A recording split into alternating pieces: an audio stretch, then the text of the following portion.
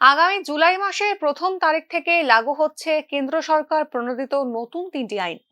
IPC, CrPC এবং Indian evidence অ্যাক্টের পরিবর্তে চালু হতে চলেছে ভারতীয় ন্যায় সংহিতা, ভারতীয় নাগরিক সুরক্ষা সংহিতা এবং ভারতীয় সাক্ষ্য অধিনিয়ম। এরই প্রতিবাদে শনিবার পথে নামল অল ইন্ডিয়া লয়ার্স ইউনিয়ন। আইনজীবীরা জানান, এই নতুন তিনটি আইন নাগরিক বিরোধী ও সংবিধান বিরোধী। আইনগুলির ফলে নাগরিকদের লাভের বদলে ক্ষতি বেশি হবে বলে জানিয়েছেন তারা। তাই আইনগুলি প্রত্যাহারের দাবি জানান তারা। এই আইনগুলি সম্পূর্ণ গণতন্ত্র বিরোধী, জনবিরোধী এবং সার্বিকভাবে জনসাধারণের।